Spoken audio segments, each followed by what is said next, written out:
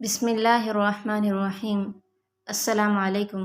دربار یزید میں حضرت زین العابدین پیش کیے گئے تو یزید نے حضرت زین العابدین سے کہا کہ اے ابن حسین، تمہیں کوئی حاجت ہو تو طلب کرو۔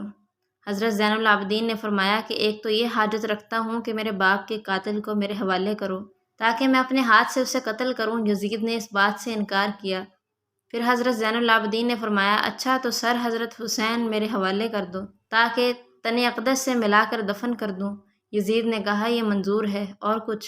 فرمایا مجھے اجازت دو کہ میں اہل بیت کو لے کر مدینہ چلا جاؤں۔ یزید نے کہا یہ بھی منظور ہے، اور کچھ؟ فرمایا کل جمعہ ہے، مجھے اجازت دو میں ممبر پر جا کر خطبہ پڑھوں۔ یزید نے کہا یہ خواہش بھی تمہاری پوری کر دی جائے گی اور کل خطبہ بھی پڑھواؤں گا۔ چنانچہ دوسرے روز یزید نے بادل ناخواستہ حضرت زین العابدین کو خطبہ پڑھنے کی اجازت دے دی۔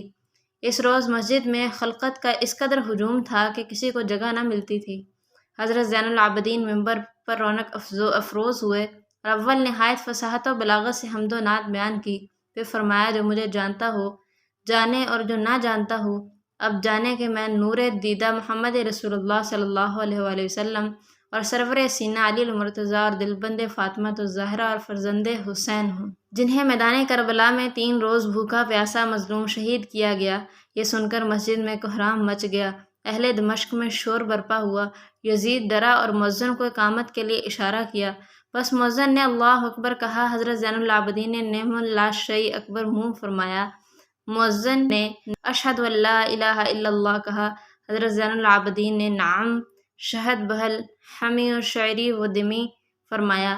مؤذن نے اشہد ان محمد رسول اللہ کہا۔ حضرت زین العابدین نے اپنا امامہ اتار کر مؤذن کی طرف پھینکا اور بال سر متحرک کر کے مؤذن سے فرمایا بحق محمد ذرا ٹھہر جا۔ مؤذن چپ ہو گیا تو حضرت زین العابدین نے فرمایا اے یزید، محمد صلی اللہ علیہ وآلہ وسلم تیرے نانا ہیں یا میرے؟ اگر تو انہیں اپنا نانا کہے گا تو تمام عالم تجھے جھوٹا کہے گا، اور اگر میرے نانا کہے گا تو میرے باپ کو مظلوم کیوں شہید کیا گیا؟ مجھے یتیم کیا، اہل بیت کو شہر بشہر پھرایا، قید کروایا، دربار میں بلایا، میرے باپ دادا کے دین میں رخ نہ ڈالا، باوجود یہ کہ ان کا کلمہ پڑھتا ہے پھر بھی شرم نہیں کرتا۔ یزید نے مؤذن کو ڈانٹا اور اقامت پوری کرائی، نماز ادا کی، اور پھر لوگوں سے بے چینی دور کرنے کے لیے ایک مجلس عام بلائی اور اس میں سب کے سامنے سرداران کوفہ کو بلا کر سخت برا بلا کہا، گالیاں دیں، ان کی حرکات پر ناراض ہوا اور خفگی کا اظہار کیا اور کہا میں تم پر جب راضی ہوتا کہ تم حضرت حسین کو زندہ میرے پاس لاتے میں ان کی خدمت میں خوش آمد کر لیتا۔ لعنت ہے ابن زیاد پر جس نے یہ کام کیا۔ بعض مورخین نے لکھا ہے کہ یزید نے ابن زیاد کو حضرت حسین رضی اللہ تعالیٰ عنہ کے قتل کا حکم نہ دیا تھا، بلکہ ابن زیاد نے بذات خود یہ کام کیا، اور جب یزید کے سامنے حضرت حسین رضی اللہ تعالیٰ عنہ کا سر لایا گیا تو یزید نے ابن زیاد کو خوب سنائی۔ مورخین نے اپنی طرف سے لکھ دی ہے یہ بات، یا پھر یزید نے لوگوں کی لعن طعن سے بچنے کے لیے یہ ڈرامہ کیا تھا۔ اگر یزید کو حضرت حسین رضی اللہ تعالیٰ عنہ سے محبت ہوتی تو وہ اس مجلس میں ابن زیاد کو دنیا کی بدترین سزا دیتا اور اپنے ہاتھوں سے اس کی گردن اڑا کر عاشق رسول صلی اللہ علیہ وآلہ وسلم ہونے کا ثبوت دیتا۔ مگر کسی بھی تاریخ کی کتاب میں یہ نہیں لکھا کہ یزید نے ایسا کیا، بلکہ اس نے چند آنسو بہائے اور لوگوں کو صبر کی تلقین کی۔ اس سے معلوم ہوتا ہے کہ یزید بھی اس جرم میں شریک تھا، اور اگر یزید شریک نہیں بھی تھا تو ابن زیاد کے قتل کا حکم نہ دے کر یزید بھی حضرت حسین رضی اللہ تعالیٰ عنہ کے قتل میں شریک ہو گیا۔ شہادت حسین پر جنات کا رونا۔ ایک سکہ واری راوی کہتا ہے کہ میں نے ایک ایسے شخص جو قبیلہ طے سے ہمارے پاس آیا تھا پوچھا کیا تم نے حضرت حسین رضی اللہ تعالیٰ عنہ پر جنوں کو نوحہ کرتے سنا ہے؟ اس نے کہا ہاں، لیکن اس قبیلہ کے ہر آدمی سے نہ پوچھتے رہنا ورنہ ہر آدمی تمہیں اس کی خبر دے گا۔ میں نے کہا میں تو صرف تم سے پوچھنا بہتر سمجھتا ہوں کیونکہ تم نے بھی تو انہی سے سنا ہے۔ اس نے کہا میں نے انہیں یہ کہتے ہوئے سنا ہے رسول اللہ صلی اللہ علیہ وآلہ وسلم نے اس کی پیشانی پر بوسہ دیا جس کے رخسار تاباں درخشاں ہیں، اس کے آباء و اجداد اعلیٰ و اخیر خاندان سے تعلق رکھتے ہیں۔ جب مدینہ منورہ میں بعض بدبختوں نے خطبہ دیتے ہوئے حضرت حسین رضی اللہ تعالیٰ عنہ کی شہادت پر خوشی کا اظہار کیا تو اس شب مدینہ منورہ میں مندرجہ ذیل اشعار سنائی دینے لگے، لیکن ان کا پڑھنے والا نظر نہیں آتا تھا۔ اے حسین کو جہالت سے قتل کرنے والوں، تمہیں سخت رسوا کن عذاب کی خوشخبری ہو۔ آسمان میں جتنی بھی مخلوق ہے، خواہ وہ انبیاء ہوں یا ملائکہ، وہ سب تم پر بد دعا کرتے ہیں، تم پر لعنت ہو۔ سرزمین روم کے غازیوں میں سے ایک غازی کا بیان ہے کہ میں نے ایک کنیسہ میں مندرجہ ذیل شعر لکھا ہوا دیکھا: کیا وہ قوم جس نے حضرت حسین رضی اللہ تعالیٰ عنہ کو شہید کیا ہے، اس کے جد امجد سے بروز محشر شفاعت کی امید رکھتی ہے؟ میں نے پوچھا، یہ شعر کس نے لکھا ہے؟ تو کنیسہ والوں نے لا علمی کا اظہار کیا۔ قاتلان حسین کا عبرت ناک انجام۔ ایک سکہ راوی کا بیان ہے کہ جب عبداللہ بن زیاد اور اس کے ساتھیوں کے سر کوفہ کی مسجد میں لائے گئے تو میں بھی وہاں گیا۔ میں نے لوگوں کی زبان سے آ گیا کے الفاظ سنے۔ آخر ایک سانپ آیا اور ان کے سروں کے درمیان بیٹھ گیا، پھر عبید اللہ بن زیاد کی ناک میں گھس گیا اور کچھ دیر کے بعد نکل کر چلا گیا، یہاں تک کہ نظروں سے غائب ہو گیا۔ پھر لوگوں نے آ گیا کہنا شروع کر دیا۔ دوسری دفعہ وہی سانپ پھر آ گیا اور جس طرح پہلے کیا تھا اسی طرح اب بھی کیا۔ اہل بیت کے مال کا حال۔ شمر بن ذوالجوشن کو حضرت حسین کے سامان سے کچھ سونا مل گیا، جس میں سے کچھ اس نے اپنی لڑکی کو دے دیا تھا۔ اس کی لڑکی نے وہ سونا ایک زرگر کو دے دیا تاکہ وہ اس کے لیے کوئی زیور بنا دے۔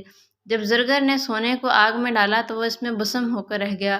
شمر نے سنا تو زرگر کو بلا کر باقی سونا بھی اسے دے دیا اور کہا کہ میرے سامنے اس کو آگ میں ڈالو۔ جب زرگر نے اسے آگ میں ڈالا تو بھی بسم ہو گیا۔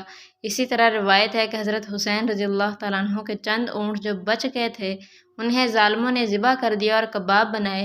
ان کا ذائقہ اس قدر تلخ تھا کہ ان کے گوشت میں سے کسی کو کھانے کی ہمت نہ ہوئی۔ میدان کربلا میں یزیدی لشکر کے ایک سپاہی نے حضرت حسین رضی اللہ تعالیٰ عنہ کو اپنی تلوار سے زخمی کر دیا تو حضرت حسین رضی اللہ تعالیٰ عنہ نے سخت تکلیف میں تڑپ کر اس کو بد دعا دی کہ اے میرے رب، اللہ تو اس شریر کو اپنے عذاب میں گرفتار کر لے۔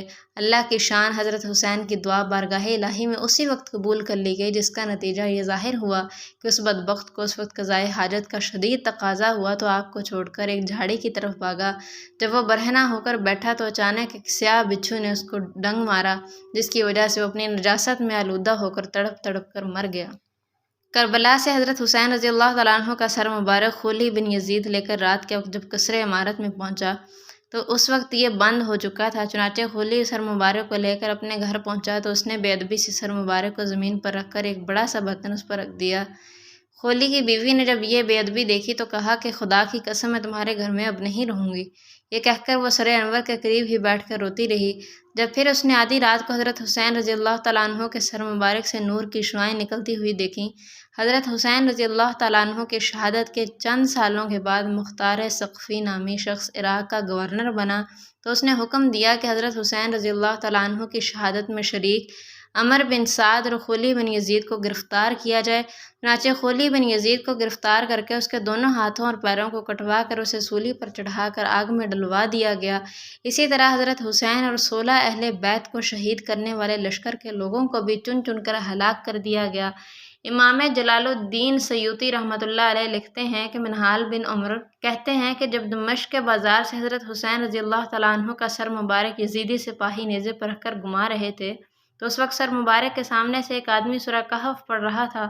جب وہ اس آیت پر پہنچا، ان اصحاب الکہف والرقیم کانوا من آیاتنا عجبا، کہ غار والے اور جنگل کے کنارے والے ہماری ایک عجیب نشانی تھے۔ اس وقت حضرت حسین رضی اللہ تعالیٰ عنہ کے سر مبارک سے آواز آئی، اے لوگو، اصحاب کہف کے قتل سے زیادہ عجیب میرا قتل اور پھر کٹے سر کو لے کر پھرانا عجیب ہے۔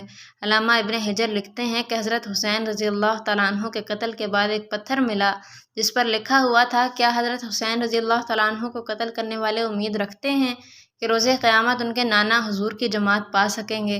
حضرت حسین رضی اللہ تعالیٰ عنہ کا سر مبارک 2 مختلف جگہوں پر ہونے کی وجہ مورخین نے لکھا ہے کہ دمشق اور مصر دونوں ممالک دعوے دار ہیں کہ ان کے ملک میں حضرت حسین کا سر انور موجود ہے۔